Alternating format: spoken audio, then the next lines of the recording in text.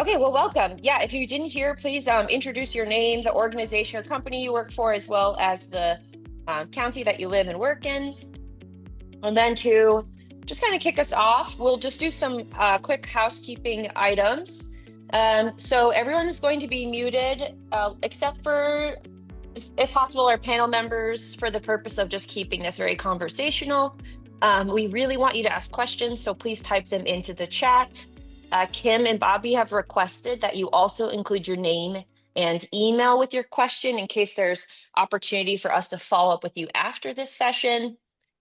Links to the recording, the presentation itself, and all the follow-up materials are going to be provided to you afterwards. And then, of course, we'd love for you to follow today's discussion and everything that the EDCC is doing using the hashtags and that handle below. Kim, did I get it all? Hopefully. Okay, good. All right, awesome.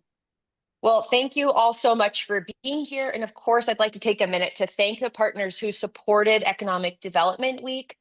Big shout out to Kim and Bobby with the EDCC, as well as the team at Downtown Colorado, Inc. And of course, we just want to acknowledge that this is such a wonderful opportunity for Startup Colorado and for Bend, Colorado to be here talking about the work that we do and just catalyzing a conversation around how we align ecosystem development work and economic development work. So thank you so much for inviting us, Kim. This is the last day of Economic Development Week, right? Whoop, whoop. And we know that there's going to be a lot of follow-up and great conversations that continue into the future. So definitely continue to stay engaged after this presentation and after today. Let's get started. For everyone who I don't know on the call, my name is Brittany Romano. I am the executive director at Startup Colorado. I'll be the lead moderator today. And in case you haven't heard of Startup Colorado, we are an independent 501c3 organization. We focus primarily on empowering rural entrepreneurs. We do that through building founder capacity, connecting founders to capital, supporting ecosystem development, through programs like our road trip, our budding rural angel investor network, and targeted technical assistance opportunities. At the end of the day, we exist because we believe that entrepreneurs can build successful businesses in any part of this great state of Colorado. And we exist to serve and build a culture of possibility. And Margaret's going to talk to this more later on. And we believe that the future of entrepreneurship doesn't just belong to one region, it belongs to all of us. The founders of the Front Range and the Eastern Plains and the Western Slope are genuinely different. That's what makes this state so wonderful to be a part of. And that's exactly why today we're going to highlight and underscore why collaboration is essential in the way forward for all of us. Just going to try to keep an eye on the chat here. Before we really get into this, I would love to just start with a quick icebreaker and hear from everybody who's participating. Please provide just a short statement on what is your biggest challenge with engaging founders and the local business community.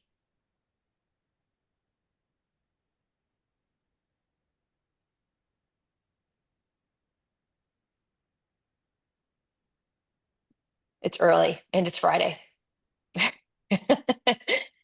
All right, well, we'll come back to that. But today, I'm very grateful and very excited to be joined by a dear colleague, Mick Freeman of Bend, Colorado, and three of Startup Colorado's exceptional staff, all of which who have extensive experience that they're excited to share with you today. So we'll take a few minutes to get to know them. Each of the panel members here, would you please take a minute or two to share a little bit about yourself and the work that you're doing in the ecosystem? So yeah, we'll go Mick, Margaret, Mark, Tim. Terrific. Thank you, Brittany. Hello, everybody. I'm Mick Freeman, CEO and Executive Director of Bend, Colorado. Bend stands for Bridge Entrepreneurs Network Colorado. For years, it was Blackstone. if you've heard of that, who initially funded us our first few years. But we've evolved to Bridge because we help growth stage companies bridge over the valley of death. We help bridge them to the resources they need at the time they need them, to help them get through knotholes. And we provide free volunteer expert assistance from kind of been there, done that successful entrepreneurs with growth stage entrepreneurs to help them navigate challenge and change, to make sure that the 2/3 of growth stage companies that fail typically do not. And over our 10 plus years as a nonprofit, we've helped generate over 10 billion of revenue, had over a billion of exits, 23,000 discrete jobs, have made our mark, I would say, on economic development.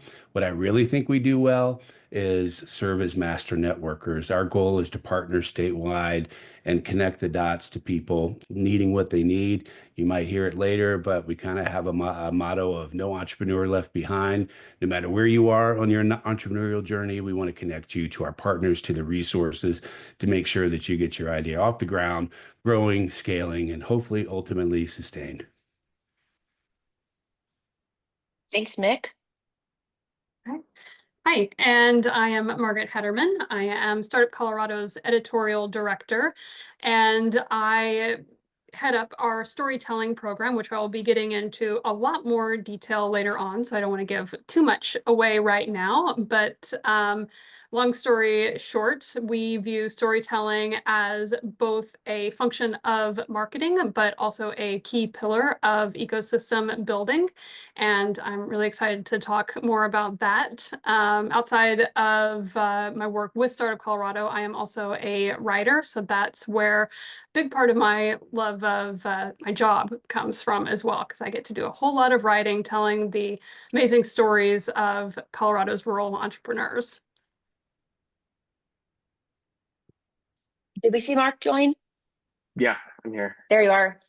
Hey everyone, I'm Mark Maddock, Director of Ecosystem Development and Partnerships.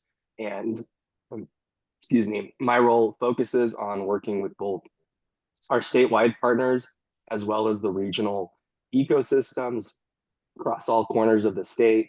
That includes supporting smaller communities, economic developers, and figuring out how they can better support entrepreneurs in their communities and also make the most of resources that exist at the statewide level. Thanks, Mark. Hey, everybody, I'm Tim Martinez, working on program development and innovation for Startup Colorado. And what that means is that as Mark is building out the ecosystems around the state, I'm working with the individual founders and putting together programs to help them move from different stages and to scale, and then eventually, hopefully, to compete with Denver, Boulder, and Austin and San Francisco, if they so choose. So my background is I spent 19 years at the city of Denver working from everything from large enterprise to early stage startups. And that scale up second phase is really where I saw a lot of just progress being made. And so things like the Denver Scale Up Network, the Global Landing Pad have been help as we started to do this in rural. So I've got both the urban and the rural experience. Thanks, Tim. Thanks, everybody. So in case anyone is asking this question, why is Startup Colorado talking about economic development? And I wanted to just share a little bit of background as to where the idea came from. Kim invited Startup Colorado to speak on a panel up in Craig at their regional economic forum earlier this year. And I stood up in front of everybody and said, I work for Startup Colorado and we are ecosystem builders. We're not necessarily economic developers. And Kim interjected, thankfully, and she just reminded me that we're all working towards the same shared economic development goals, but we have different methods on how we accomplish those goals. And so then we asked the audience, what is the right time to engage with entrepreneurs when it comes to economic development? And there were a variety of answers. Some said you do it right away in your earliest stages of building out your EDO. Some said you work with entrepreneurs later on when you've accomplished you've become a sustainable and successful economic development org. And so what that helped me to realize, and since then what we've come to observe, is that most of the successful economic development initiatives that we are working with, they simply just have frameworks for engaging with the broader business community. It doesn't really matter when, it just matters that there is a method. And I'll talk about that again a little bit later in the presentation. So again, all of us ecosystem builders are a part of successful economic development initiatives. But why Startup Colorado? Why Ben? Why not other orgs, ecosystem orgs? I think that the opportunity for us to be here today is really, it really comes down to this. We have a number of different stakeholders, but our primary focus is the entrepreneur. And we say this phrase all the time. The entrepreneur is at the heart of everything we do. Everything that we focus on has to do with advocating for their success. And so that's why we're here today. And what I want to underscore is that our goal today is to be speaking from the perspective of the founders that we serve and not necessarily attempting to speak as economic developers, because that's not our primary objective. Because we're not in the role of directly servicing an economic development region with traditional economic development objectives, the goal is to use today's webinar to catalyze a statewide conversation about bringing alignment between economic developers and ecosystem builders. And the hope is that by bringing alignment to these two focus areas, that we can drive more founder engagement, ultimately making Colorado a better place to live, to work, to start and grow businesses, and of course, to play and enjoy a high quality of life. And then Margaret and Mark, would you please help me keep an eye on just questions coming out of the group? Awesome, thank you. Okay, so for today, there's a few key points that we'll be addressing. These key points listed here, I won't read them to you. And we'll specifically address these key points while talking about framework and methodology, collaboration or collaborative collision, storytelling, access to capital if we have time, and then we'll close with some tools and strategies and hopefully some time for Q&A.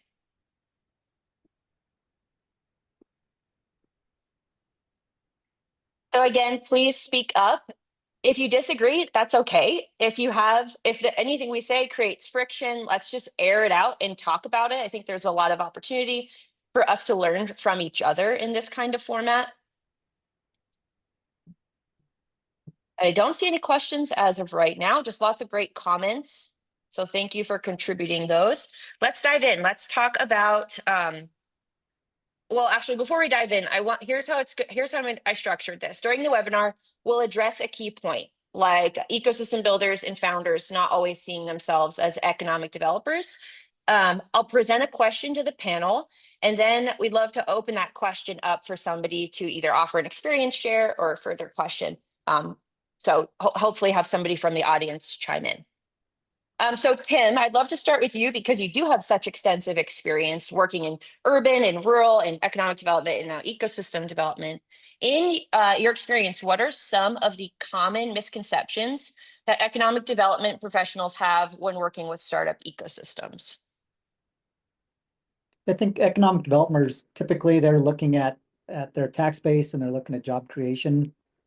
And because building an entrepreneurial ecosystem is a long-term play and it takes a lot of patience, I think economic developers feel like they can have a faster, bigger impact if they were to recruit, let's say, a larger company that had a lot of employees, or they were to help support and invest or subsidize programs that are more bringing them from without. From outside. I think a lot of times the idea is that, we're a small town. We need to bring in some big players to help us support.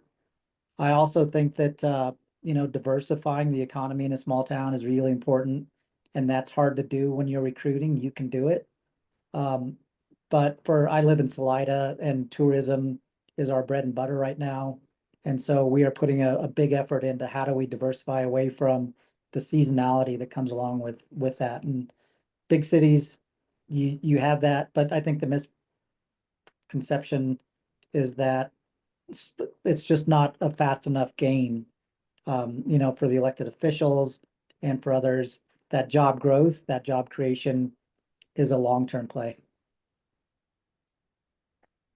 Thanks, Tim. Does anyone in the audience have an experience share or something they'd like to contribute?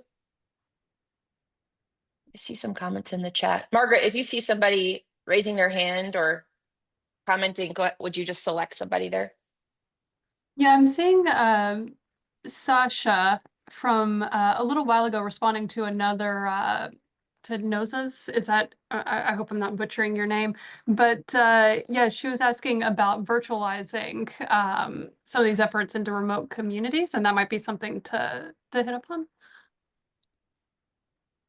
Sasha, do you mind coming off mute and sharing with us?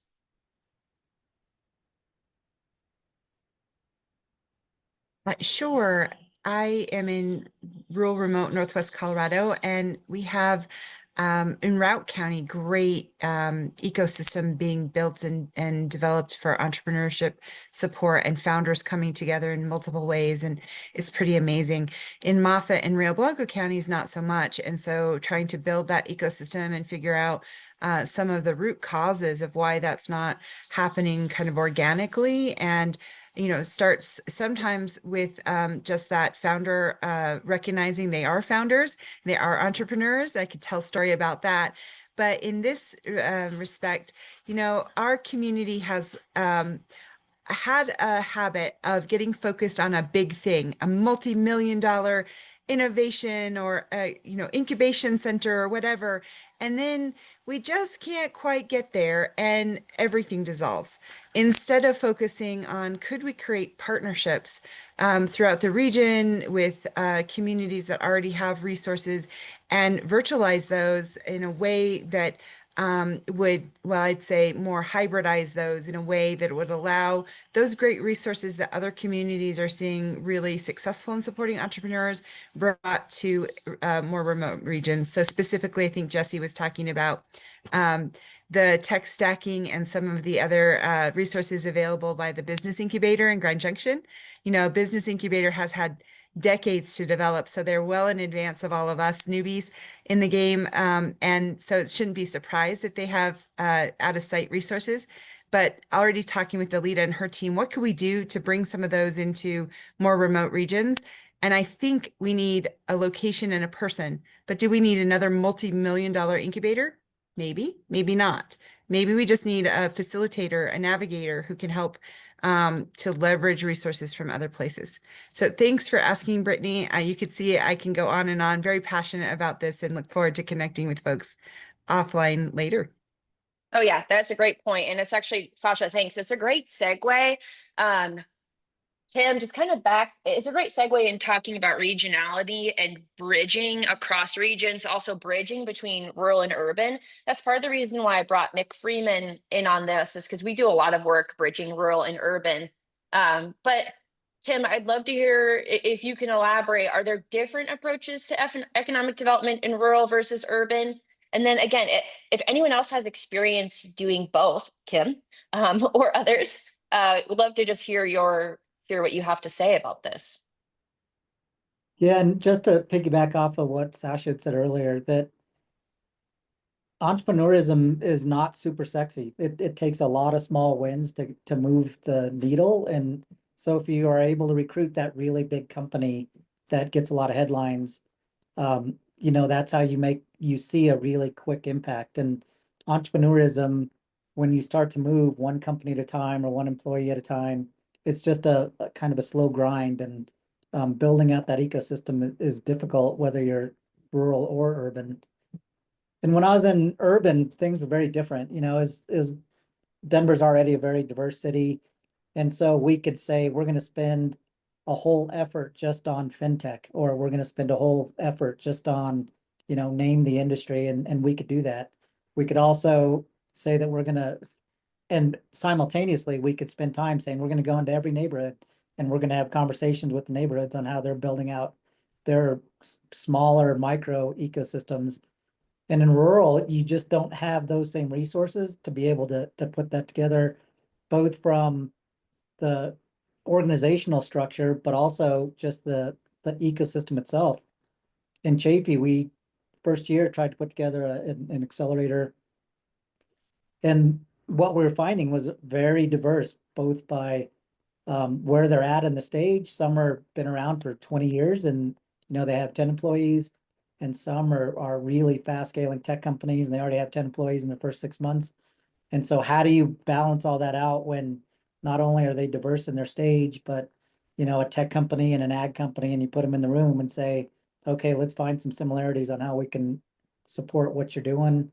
And so there's just a lot of diverse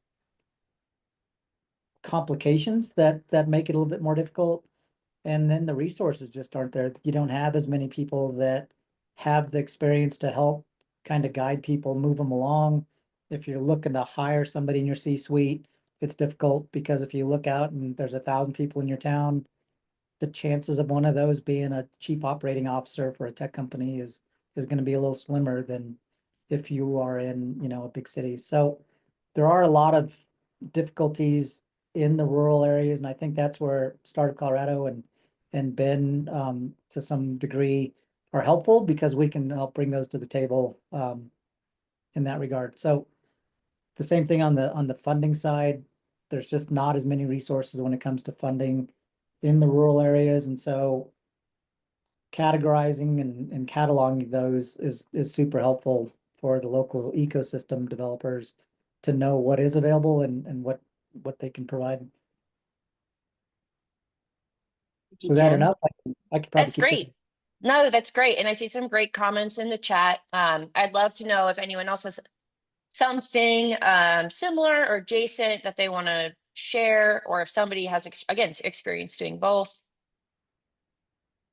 Margaret, again, if you would help find a person. And I did see, Jesse, you had your hand raised a moment ago. Was that on this topic, or did we breeze by that topic? I mean, I can do this topic too. It's sort of the same answer, in that one of the things I see that happens a lot in this economic development founder conversation in rural and urban areas is that a lot of business owners don't think of themselves as founders. And so when we say, this is for startups or this is for founders, small businesses often are like, oh, that's not me, right? I'm a plumber. That doesn't do that. And I see that a little more in rural areas versus urban ones, because urban areas tend to attract more people in general that have greater knowledge of things like the startup ecosystem, or they're starting a tech company, versus rural communities where we're really looking at more like hospitality businesses, service-based businesses, or out here on the Western Slope, a lot of it's outdoor industry. And so they may not consider themselves founders. And then in rural areas, I see a lot of business owners who aren't comfortable using things like Zoom. So when you have the SBDC puts on a great workshop about a topic and it's virtual and people don't have the skills, knowledge, or flat out internet access to get there, is a big one in the rural areas. Thanks, Jesse. And yeah, Peter, you made a great comment in the chat. It'd be awesome if you could chime in and elaborate a little further on your thoughts there. Yeah, well, I'll just say when we started the Chaffee County Angel Investing Group, it was really fun in our first few meetings, because instead of people talking about, where are we going to get deal flow, how are we going to do all these things that angel groups typically started with, we had about 10, 12 folks at those meetings, and they really began with, well, what do we want Salida and Chaffee County to look like? Do we want like a big Amazon distribution center here with tons of, you wouldn't do it there, of course, but, something like that? Or, what kind of companies can we invest in as angel investors that will really create this community to be the kind of thing we wanted? And so one of the themes, of course, was that bridging the seasonality and creating something that we've got families who are coming there instead of just people for the summer or the winter or whatever. And we're getting that sort of stability and a greater sense of character for place. And I think it's cool. I think a lot of people don't think of startups as character creating places. And I think economic development, if anything, it's about character creating and not just, jobs and all of that. It's really sense of place and sense of community. Yeah, I love that. Thanks, Peter. And I really love that story of the archangels. Yeah, yeah, That's really moving. yeah, it is.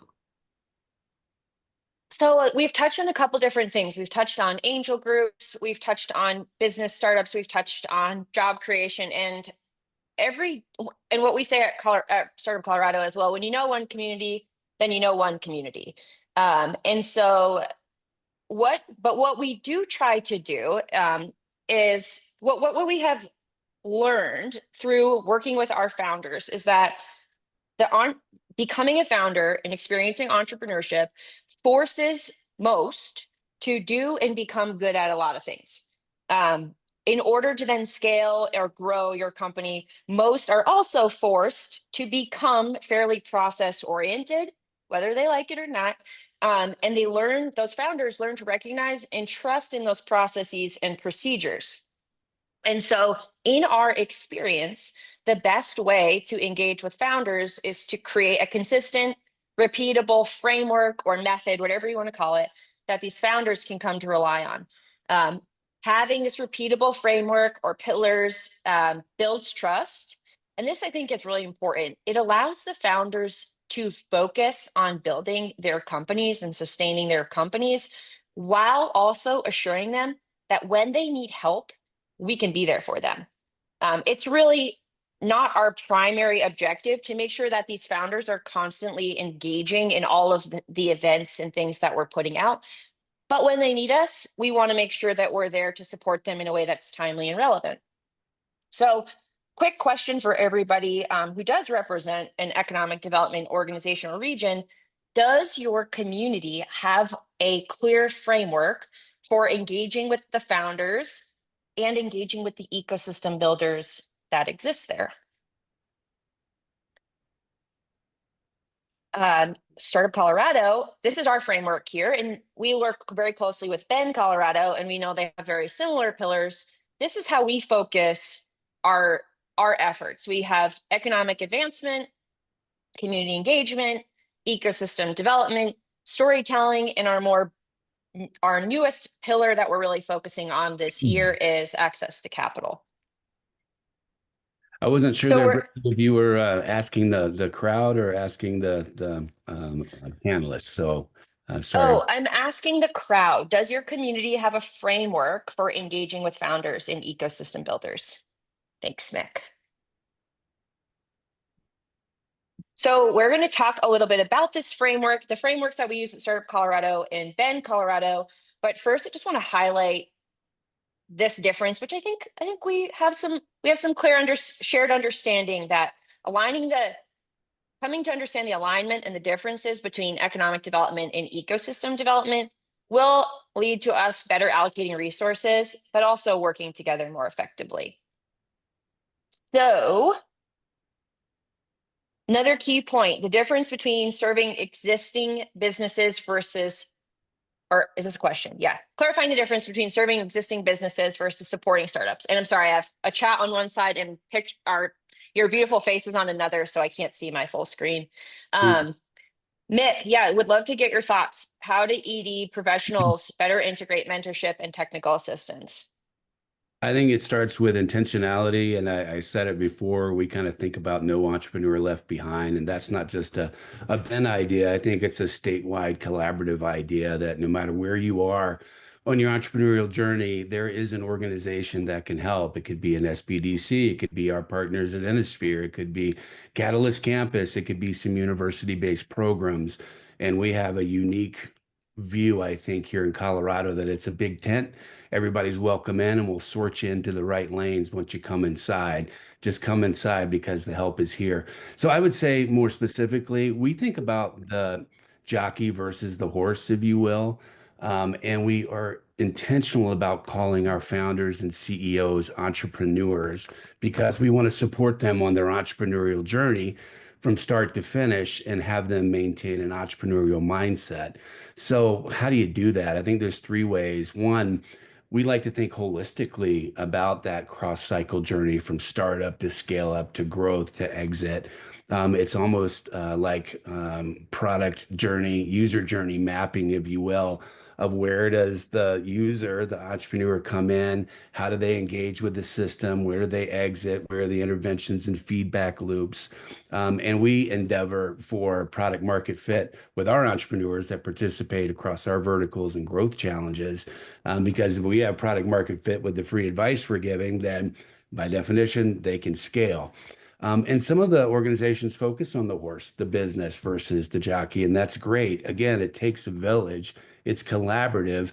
Very few of us can do it all, but all of us can do it together. So I would think holistically about that entrepreneurial cycle. Second, I think across this system, we have to communicate and collaborate.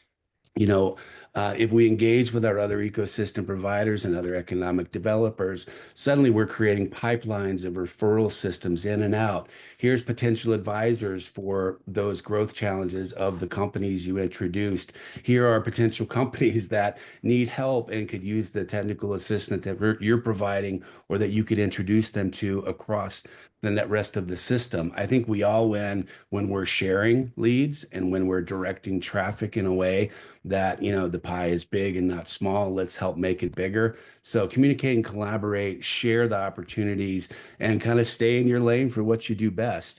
So the last would be about how do you share? Well, it's if you hear about a great advisor who had an exit and who's passionate about giving back, let us know. Let the system know.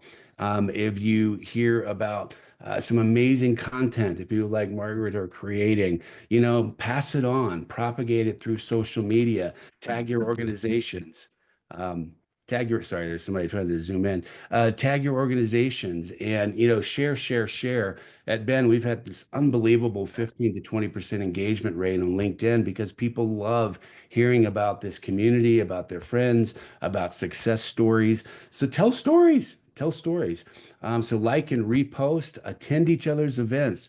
We all have something going on probably monthly across the state and statewide. Show up, be present, get to know each other. So think holistically, communicate, collaborate, and just share a lot more. Like I think we're trying to role model, Brittany. Thanks, Mick. I want to hear a little bit. I'd love for you to share a little bit more about kind of how you've segmented the work that you're doing with the types of founders, because you do have quite a few different programs people might not know about. But before then, Michelle, you just put a comment in the chat about how your community is starting to build a framework. Would you like to share any more about that?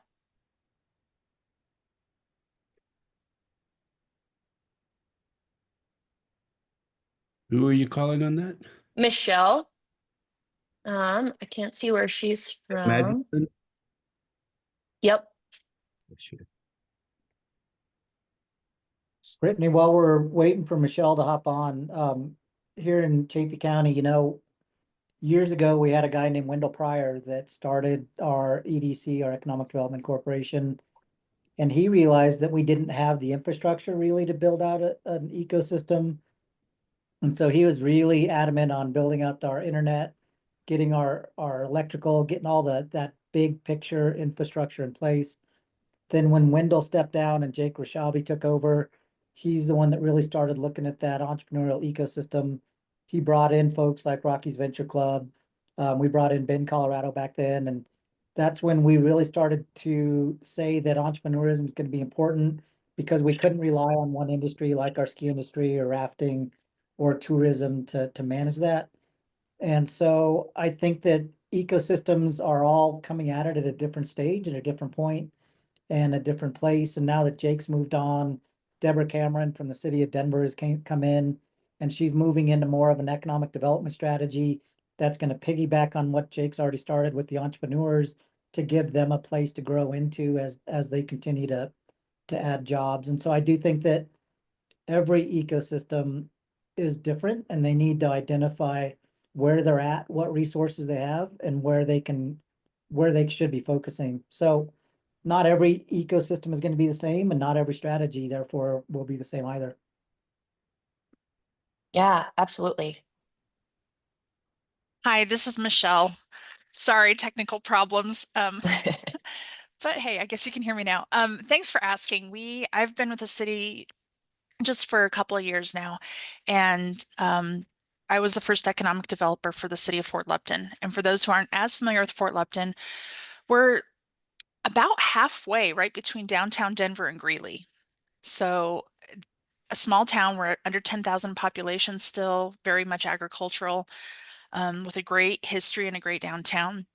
We have many entrepreneurs, but we're kind of in that limbo land where there's not perception of not a lot of services. And I think most of our businesses had no idea about all the different resources that are out there and available. So we started by just a resource fair to bring in, I think there are over 20 organizations the first time that came in, just a variety, whether it's lenders, advisors, US Patent and Trademark Office. I mean, anybody I could get to come in. Just to present to businesses that, hey, there are lots of free resources out there and available. And that was intentional just to try to get feedback of, okay, what's needed? What were people gravitating toward to find out more information? The funny thing is that the majority of people who've attended our resource fairs so far have not been in our community. They've come from as far away as Golden and Greeley and Aurora. So apparently there's a perceived need of people out there that they want access to these resources in a consolidated area. So that's been helpful.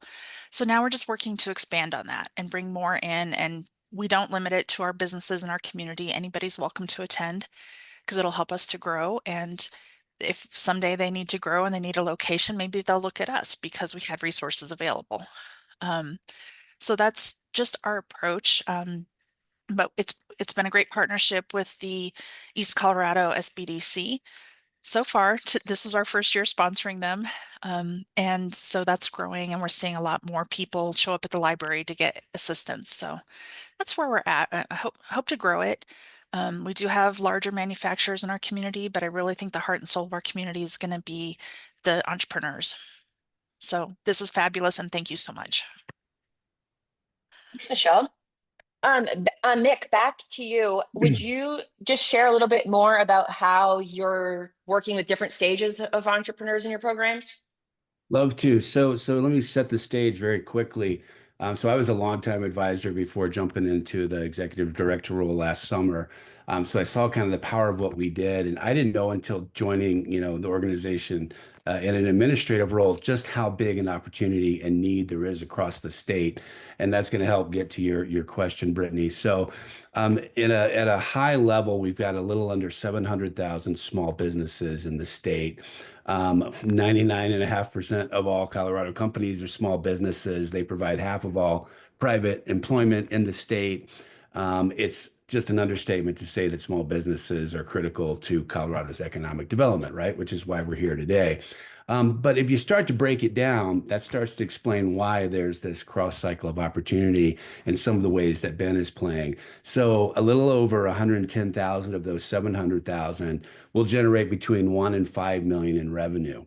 So you can see there's a huge fall off just to even get to the million. And it's estimated that only a little over 1,000 are going to consistently break that $10 million barrier. 1,000 out of 700,000 are going to get to that important milestone. So the way we've thought about it, to answer your question now, is if you want to get to the first million, we have programs and partnerships like what we do with you at SUCO, with what we do with Denver Scale Up Network. We can help get you positioned to that million. If you want to get to 5 million, we've got programs to help you get to 5 million. If you want to get to 10 million and beyond, we can help you get to 10 million and beyond. And we stage our programs accordingly. So if you're under 1 million, we're really vertical agnostic. It's all about, again, the jockey. Are you ambitious? Are you driven? Do you have an idea? Do you want to make a big impact? We want to make sure we help you bring that idea to life and find early product market fit. Oh, wow, I'm suddenly growing, and I got to move from solopreneur to, my mom and my brother are contractors and my kid's an intern. That's not going to get me to the next level. We can get you to 5 million with fractional resources and volunteer advisors who can plug those critical holes for you to get to a level of sustainability. And then if you really want to get to the 10 million and beyond, which is what a lot of people thought, Ben, traditionally was only about. Well, we start breaking you into verticals. There's tech, B2B, SaaS, aerospace, bioscience, healthcare, energy, manufacturing, and CPG. And we really bring vertical communities of advisors and entrepreneurs and corporate partners together to get you, to the next level. So I think it's no matter where you are between our partners and Ben, we can plug you in and get you to that next level. And that's the purpose of this, is to make sure if you have an idea, if you want to have personal fulfillment and self-determination that only entrepreneurship can bring, if you want to create a sustainable life for yourself and you want to make an impact, you're our kind of people, and we're going to find the help for you either at Ben or statewide. Thanks, Mick. And I want to call out that your method to providing mentorship and technical assistance and education is quite different than what we see at like the SBDC. Both super valuable, critical to have both in the ecosystem, and similar to Suco, like quite a different methodology.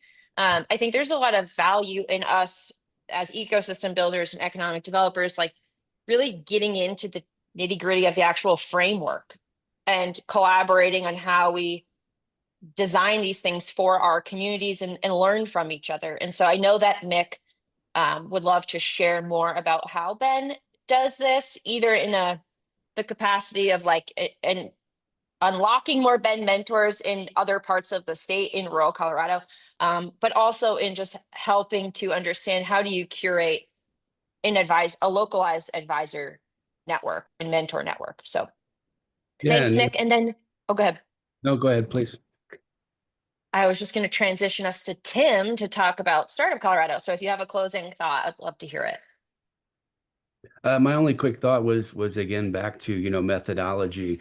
Everybody's got their framework and methodology, and choose from the menu. If you're a founder, if you're an entrepreneur, if you find a certain way that vibes with you, you like that methodology, you like having to define your growth challenges, you like to be in large groups, you like to be online, chances are we can place you with what's going to work best for you. That's all I wanted to add. Thanks. I think that's a great point. Let's come back to that later when we talk about collaboration when we're talking about ecosystem collaboration from a founder perspective. Having options to choose from is really important. Okay, Tim, would you take us through Startup Colorado's programmatic framework and how we work with our founders? Yeah, and so when I look at the state of Colorado, rurally especially, I'd see a funnel. And so you have all these entrepreneurs, or you have all these folks that have ideas, these early stage founders, and there's a ton of them. I think Mick just said 7,000 of them, or some big number, and even more when you start to think about ideation. And so the funnel then will slowly move downward, and we have, I think Margaret can tell us better, but 2,500 folks in our online community that are either founders or looking to expand what they're doing within the founder realm and support as a service provider. And so what we're trying to do is look at how do we get those companies at the very bottom of the funnel that are actually really excited about scaling. They have the ability to do so. And so the programming that Startup Colorado is providing are those resources that can help get a founder from that ideation stage all the way through to, whether they're looking for their first round of seed funding or Series A, whether they're looking to get into a big accelerator program. Like, we'll talk to folks who are like, I want to get into Techstars in Boulder. That's one of my goals. Okay, let's help you get there. Or, the Advanced Industry Grant through the state of Colorado. We have rural companies that are considering that as being an important resource for them, but they're not there yet. And so the resources that we have, like the early stage ideation idea factory, that helps individuals move their 10,000 ideas that they have going through their brain into one simple 90-second video that will allow them then to be able to clearly say who they are, what their company idea is, what their product is, and what an ask would be to I've got this great idea. How do I move it forward? We'll take that 90-minute session, and with Ben's help, we'll shoot that out to advisors up and down the Front Range and throughout Colorado. And then advisors will come back and say, I think that's a great idea and I can help. Or, well, I've seen that idea tried 10 times before, and I would hate for you to be number 11. Like, don't spend a lot of time or money trying to make that work. So that's the early ideation phase. Then we move into a growth challenge, which is really bringing the technical resources to the founders. We've done both of these online and in person. And so, that's something that we could probably be looking at in the future. But these are the technical resources, the financing, the marketing, the customer discovery, the market fit. We'll walk them through that entire thing. And the capstone for that program is a 90-minute session where we'll actually have them sit down with 5 or 6 advisors, say, here's where I'm at strategically, and here's my biggest obstacle or my biggest opportunity. How can you help me move through that? And then we're moving into, as that company continues to grow and progress, then what are the next stages and how can we help them move into all that? So as they move to the bottom, as they drip out of that filter on the bottom or the funnel, then we can start to help them work with those that are going to help them truly scale and move into things that'll help them compete on the Front Range or other states.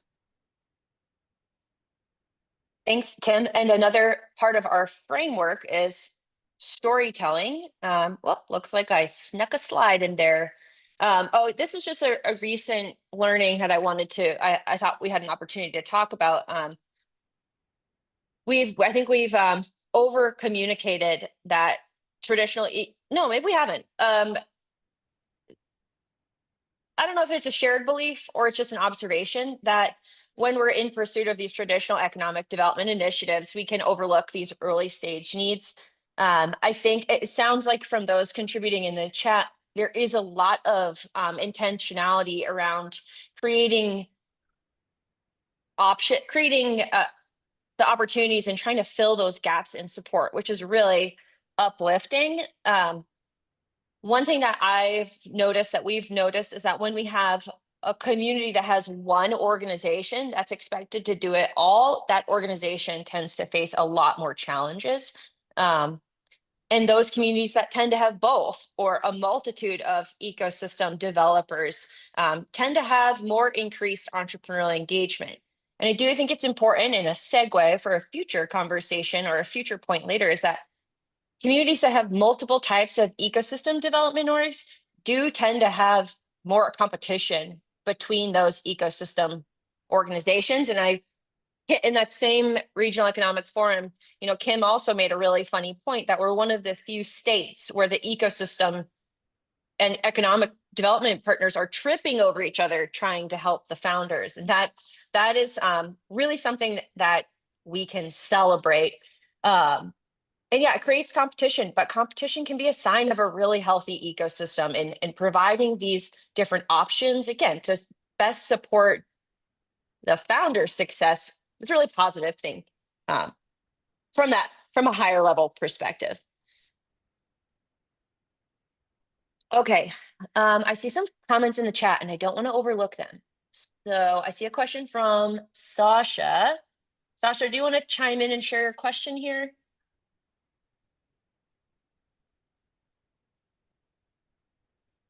I mean, I see Sure. yeah, go ahead. Yep. Please. Yep. Sorry. Just trying to find the right buttons. So I'm just really curious, Mick and Tim and the panelists, we've seen some amazing efforts happen in parts of Colorado that I would say entrepreneurial hotspots, right?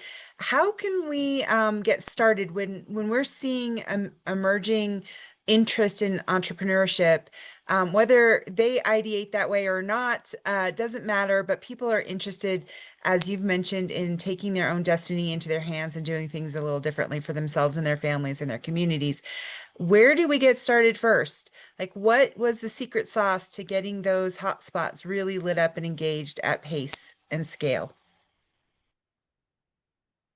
Well, I'll talk from the Chaffee County experience. We just started trying to inventory and catalog what was available, both from the founder perspective and the ecosystem building perspective.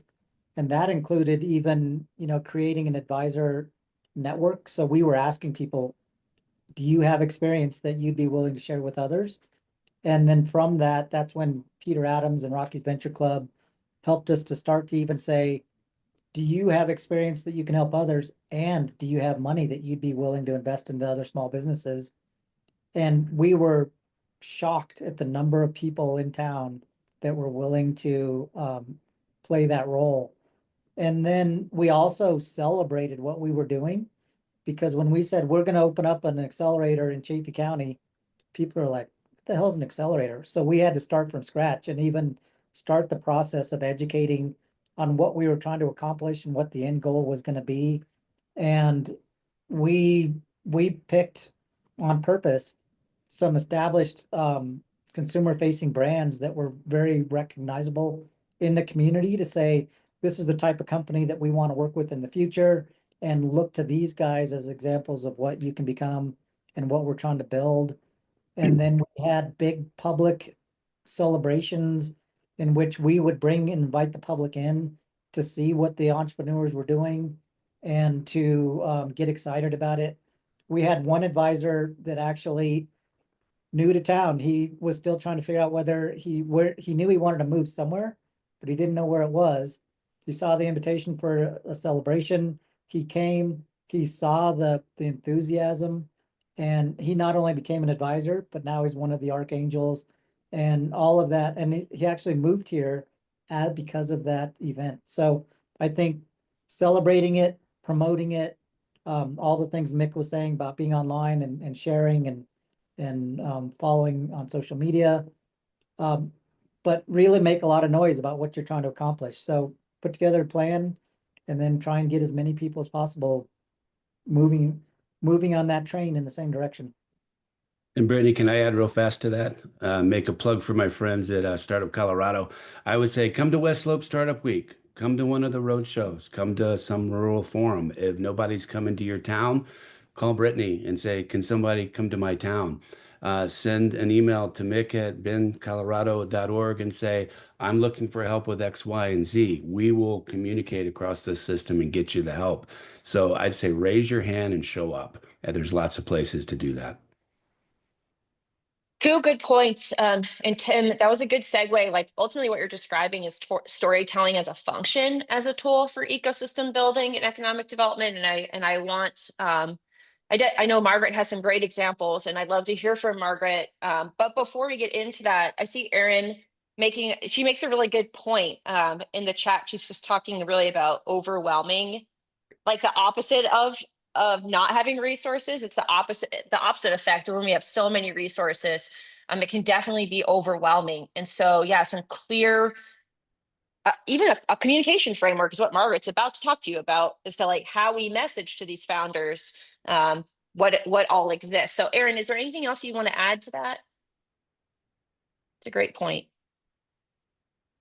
No, thank you. I'm enjoying this conversation, and sorry I'm not going to come off camera because I'm recovering from surgery, but it's a really good time to be able to think holistically about how we re-engage. And I just tend to really think about how everybody in our rural communities especially has good intentions, and we're involved in this work because we're passionate about it. And for that same reason, we are all trying to do more with less. And so, like, we're all wearing more hats. We have less workforce than ever. We have so many challenges with resources right now, and therefore even more opportunities. So the more we can streamline these messages, the more we raise the visibility of all of our work, and hopefully also reduce some of our workload at the same time. So thanks for the conversation. I'm inspired. Yeah, thanks for chiming in. And Margaret, that's a great segue to kick it back to you to lean into storytelling and communications as a strategy. There we go. Yeah, so I guess the first thing is that I would say that, you know, storytelling as a ecosystem building tool, it's not just about telling one story. It's about the steady accumulation of stories over a period of time that shows this broader narrative of activity and the momentum that's happening behind a particular region, or in the case of Startup Colorado, all of the rural counties. Early on, we identified storytelling as a key pillar of our mission, and that's because we view stories as a strategic element of startup ecosystem development. You know, telling and responding to stories is part of being humans. Our brains are wired for it. Stories are, they're how we learn, form beliefs, and influence others. And you know, we're not alone in this belief. The Kauffman Foundation recommends storytelling as a way to change the narrative around a community's entrepreneurial ecosystem, and they recommend doing this in their ecosystem development playbook.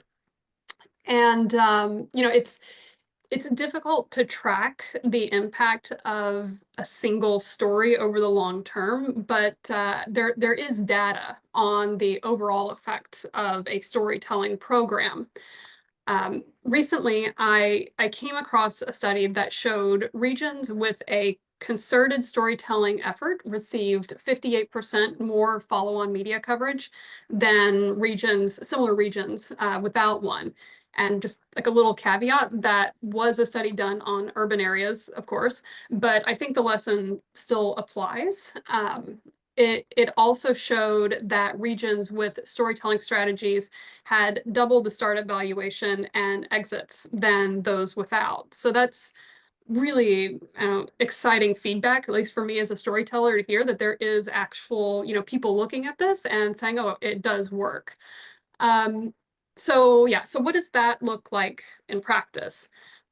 First, by sharing entrepreneurial and community wins, stories can change the opinions and bring others to the table. So whether that's new business starts or resources like business support, or, you know, they used to be called community champions. We more often refer to them as ecosystem builders now, but telling stories can get people excited and jazzed about what's going on in their local community.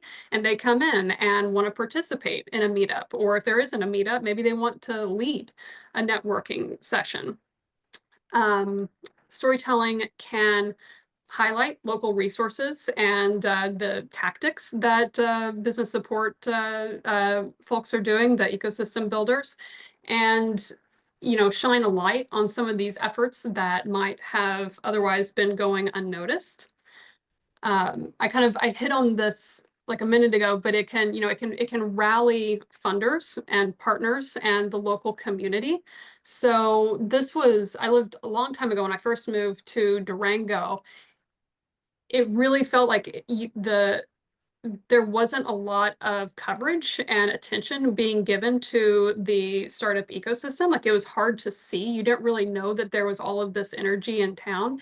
And gradually over the years, a lot of those different founders, like, they kind of rose to the surface, and these different initiatives started coming to light. And now whenever you look at Durango, it's like one of these, you know, hubs for startup activities, and, you know, people, you know, talking about it as an entrepreneurial hub. And kind of on the flip side, storytelling can bring attention to the resource gaps and systemic challenges and other problems that rural communities and entrepreneurs are facing. So it can help maybe bring some of these issues to the surface so that we can address them. And that's all, you know, well and good. Stories can do a lot of things, but in the end, you still have to do them. And kind of as Tim said earlier, there's, you know, no one size fits all solution to storytelling for an organization or for a community. So I'll just kind of speak a little bit about what we've done with Startup Colorado. And one of I think our best tools is something as simple as a founder story. You know, we explore how someone went from an idea to launch, and then we look at the challenges that they experienced along the way that can, you know, help people kind of see themselves in another founder in a community that's similar to their own.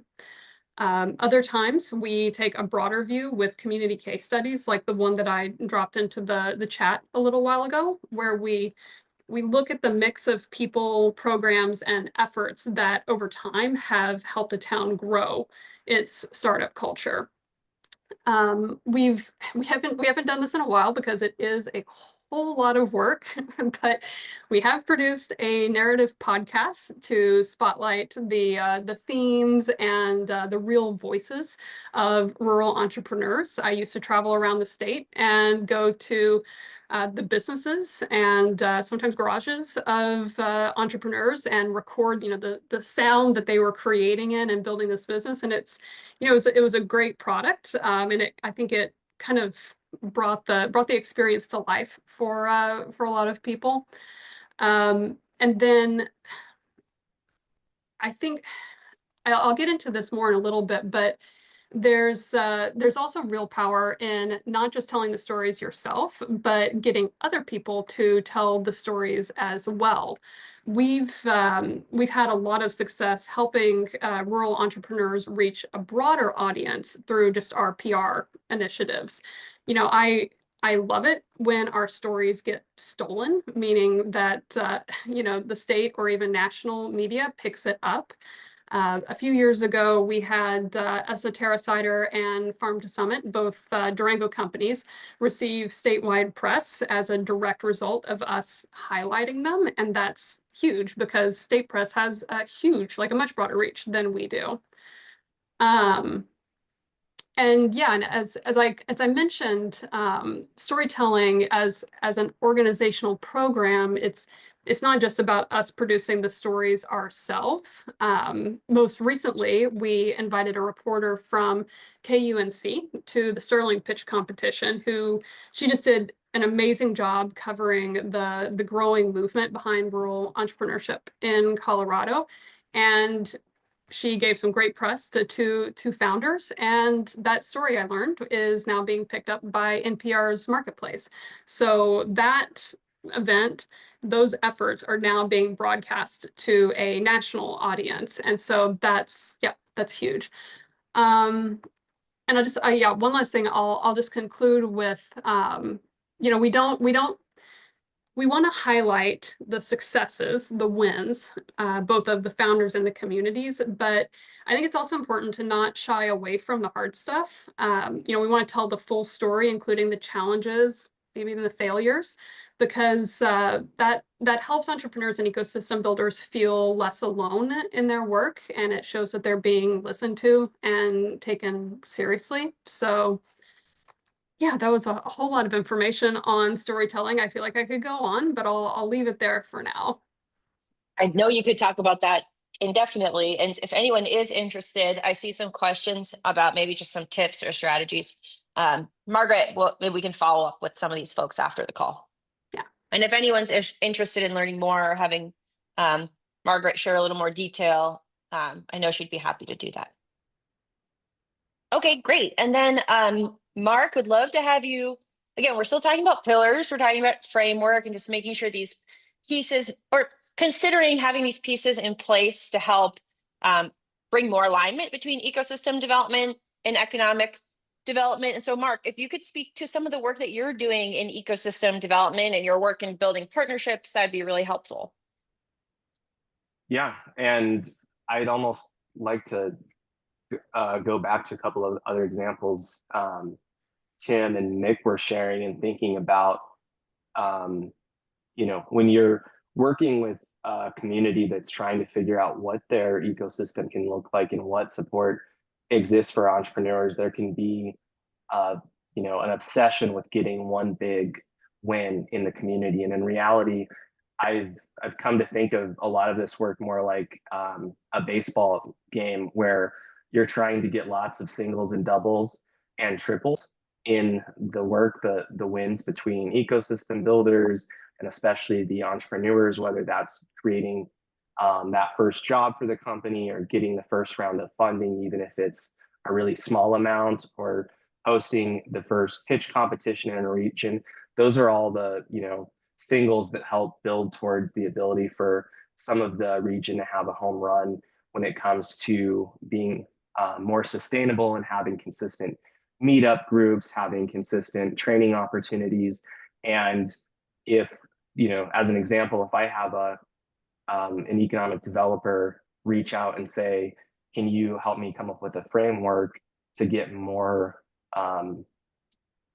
drum up more activity from the entrepreneurs in the area, the first thing I'm going to ask is, where are the entrepreneurs looking right now to get support? Is there already a meetup group? Is there, a co-working space in the area where these people are gathered on a regular basis? Are they going to chamber networking events? Like, how do we find those people where they're at before there's a way of getting more consistent engagement and building more proximity and ritual between the networking opportunities for those entrepreneurs? And then from a statewide perspective, we work really hard with partners across the state to line up those bigger opportunities that are kind of further into the funnel. So if there's going to be a statewide pitch competition focused on food, ag, and consumer packaged goods, like the one CSU Spur and Naturally Colorado hosts every year, we turn around and look at all of our regional events and contacts and try and figure out how to align a regional win where there's companies pitching and getting support and mentorship, and then advancing to a statewide level in a really quick period of time, which for the founder can be frankly scary to say, okay, you just did your first pitch and talking about your business in front of a group of strangers, and in 3 months you're going to go do that again, except there's going to be 5 times as many people in the room. But between now and then, you're going to have more mentorship and support and feedback as to how you should move forward, or if you shouldn't move forward because you're just not ready to get on this journey. But that's what we're really trying to do through the ecosystem building, is aligning partners and aligning the opportunities to quickly get entrepreneurs further into the funnel. Thanks, Mark. Okay, just a kind of quick summary here as we're approaching the last third of this. We've talked about frameworks in terms of programmatic frameworks, advisory and mentorship, communications, ecosystem development. And the last piece that Startup Colorado is really focusing on is access to capital, because to Aaron's point, it's a pretty resource scarce time. We're seeing a lot of changes. Maybe we're seeing things going back, like investment strategies going back to a former period in time and being less innovative due to so much uncertainty. And so another initiative for SUCO within ecosystem development is trying to address an access to capital framework and making sure that we're continuing to drive innovative conversations around leveraging institutions like Kiva and Prairie Rose Development, localized revolving loan funds, localized CDFIs and banks, unlocking early stage capital through building local angel chapters, using this programmatic framework to help your entrepreneurs, to Mark's point, move up through this funnel, move up through the ecosystem, be prepared to have conversations with groups like Bend Colorado or Greater Colorado Venture Fund or Rockies Venture Fund. And so this is another primary focus area for us. I'm going to breeze past it just for the sake of time, because I also want to talk about this other key point, which is collaborative approaches to economic development. And another question for the audience: what does meaningful collaboration look like in your region? I did this late at night, and I framed it up as a negative question. What gets in the way? But you can answer it that way, or maybe you want to ask or answer what propels meaningful collaboration in your region.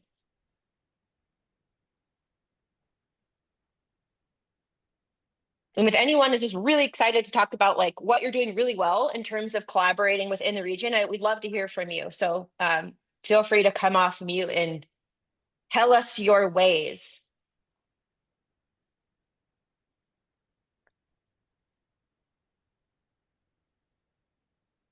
If anyone raises their hand or wants to chime in later.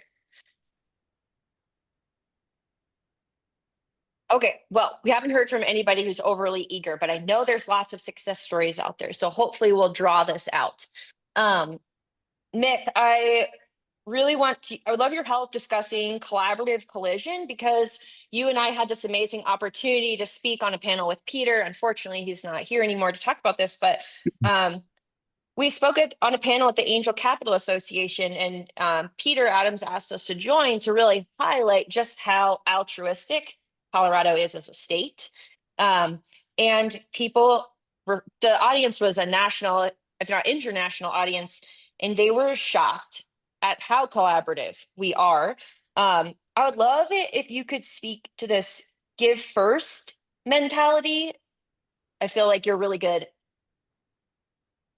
at drawing these parallels. So Well, floor is yours. I hope I live up to the billing. Thanks. I'll go pretty quickly on this. So Give First is what we're all about. We literally screen advisors with a non-extractive mentality. If you're here to try to monetize this relationship, organic relationships are great if they form over time. But what makes us, work, I think, is because we're just coming in to help. It builds trust and rapport quickly.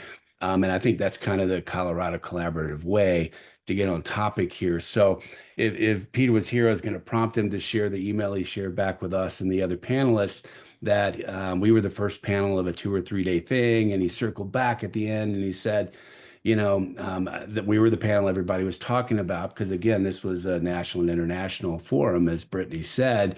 And he said one guy came up to him and very explicitly said, okay, is it all bullshit about how you people in Colorado work together? So sorry for being PG-13 there for a second. That's exactly how he shared it. And he said, yes, that's how we work. It's what we do.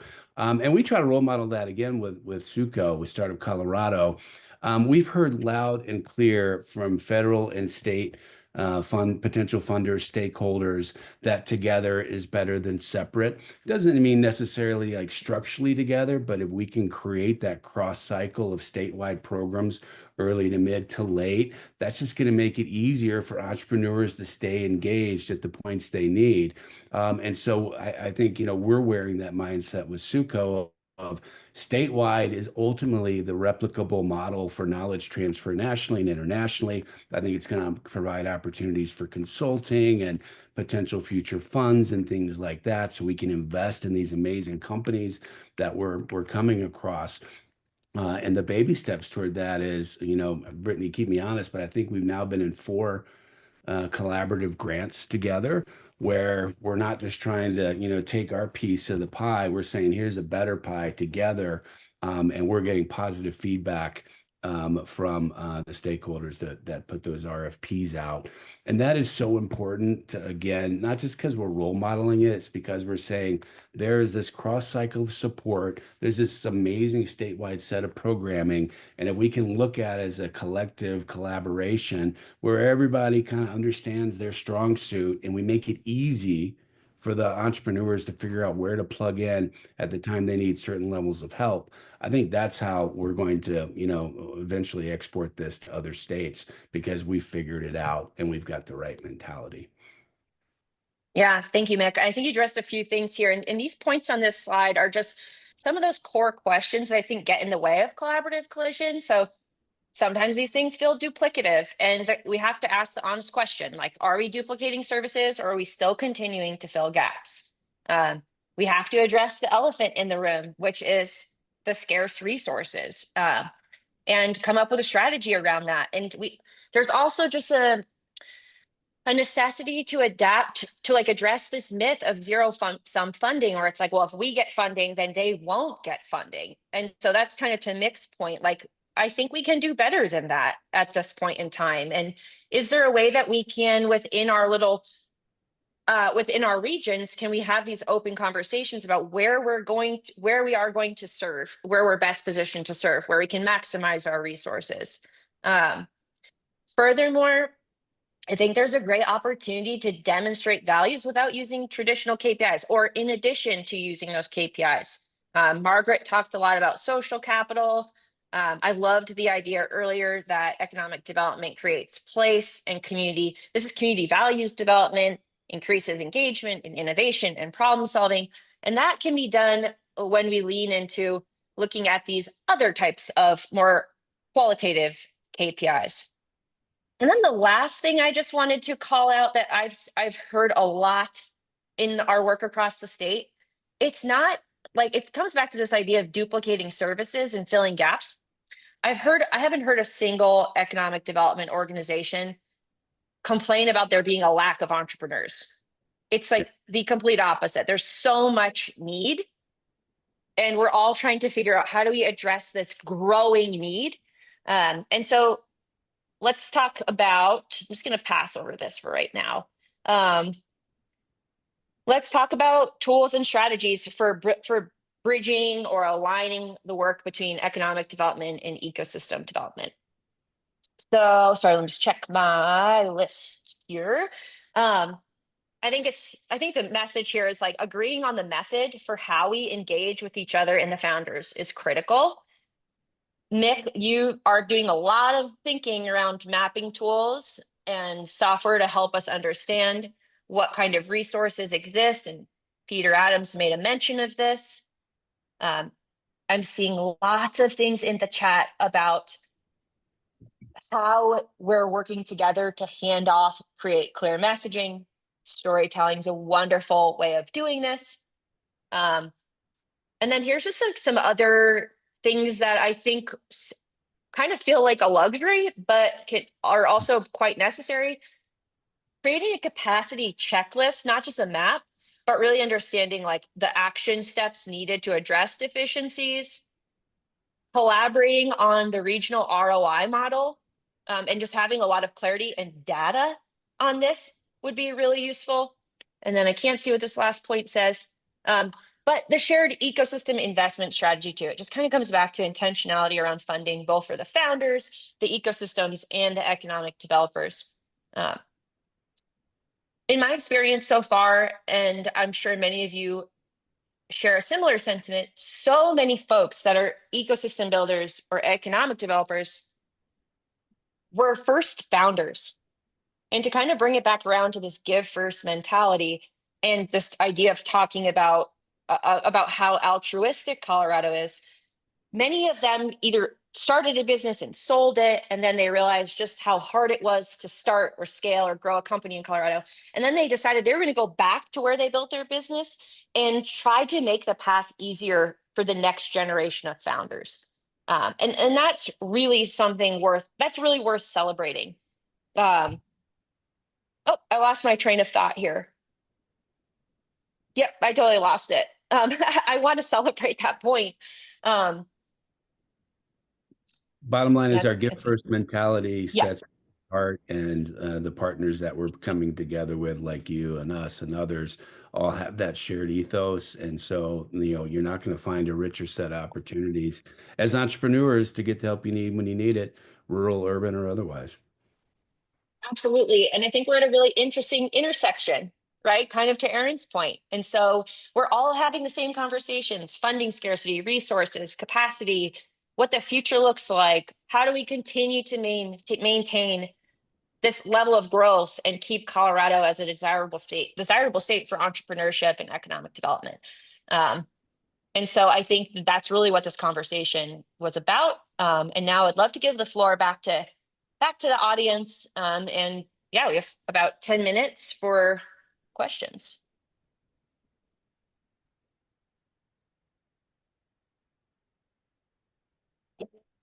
Great plug. Mapping out who's doing what, understanding what the role is for each program, leaning in on our strengths, and leveraging our support. We just sort of knowingly, subconsciously endorsed the Economic Development Council of Colorado's Colorado Align initiative. So thanks for bringing that back up. That's a great point. Well, it's not just our initiative, it's everybody's initiative. But the work we're doing with the statewide SEDS, really understanding what we all do in each of our ecosystems, and making sure that we're not doing the same duplicative work, but that we're doing our work really, really well, so we don't have to duplicate somebody else's work, right? So that, workforce development is really doing workforce development, economic development is really doing economic development, startup community is really doing the startup. But like, how do we have that collaboration and communication and that feedback loop so that we're really leveraging each other's strengths instead of just kind of working around each other. And I don't think we map our ecosystems as well as we need to.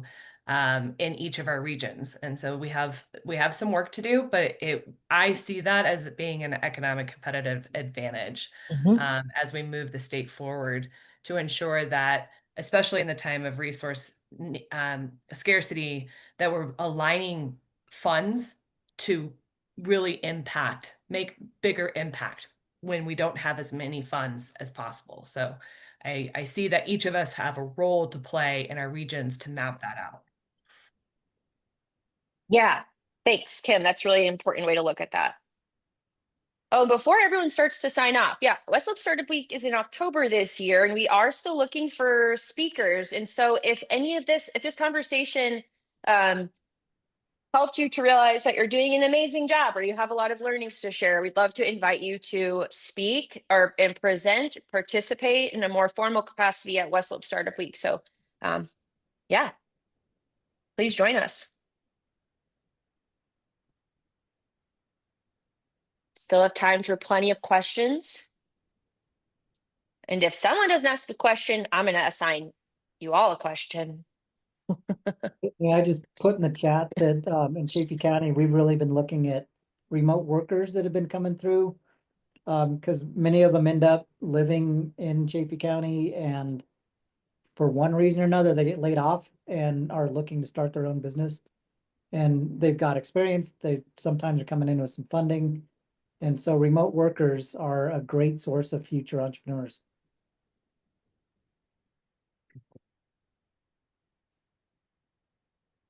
Thanks, Tim. Michelle has her hand up. Hi, thank you. Since we're building our program, and I think almost everyone here has more experience than I do at working closely with entrepreneurs, are there any either tips that would help us to form a good foundation and/or from learning experience, things that we should avoid? That's a big question. Does anyone have any bite-sized feedback? In terms of advice to avoid, organizations to avoid, models to avoid, being careful. That is broad. Okay, let's keep it on the positive side. But yeah, I always appreciate learning from people who've said, yeah, I tried this. It was a fatal flaw because, and this is how I would do it differently if I did it now. I mean, my number one thing would be people want to raise money before they, really have any level of product market fit or customer understanding, and below, their initial capital and cap table, trying to test ideas. So to the extent that you can get non-dilutive funding from pitch competitions, from foundations, from government sources to test and grow ideas, bootstrap this thing as long as you can before you take official money, especially while the macroeconomic environment is a little uncertain anyway. So it's not all about the money, it's about the use of the money to help get you on that scaling journey. Thank you for that. Jesse, Kind I of see you a have a hand related, raised.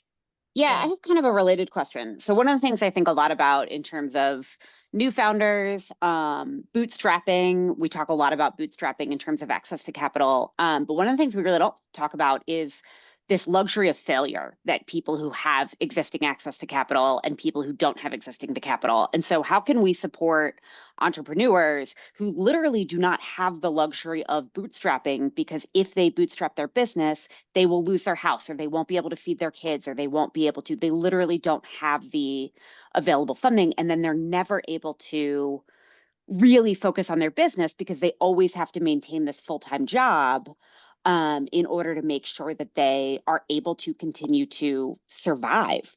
So what are some ways that we can really increase this luxury of, you started a business, but maybe it didn't work out, or maybe it takes 5 years to make a profit? How can we increase access to that ability to start a business as economic development initiatives in communities? Jesse, you're one of the most thoughtful people I know. So I would love to hear your take on that, but also a number of other economic developers in the room. Like, this is not just a question for the panel, but what else are you hearing? What are the ways you're locally addressing getting things from ideation to just sustainable? And of course, we'll chime in too, but I'd love to give that option to the floor.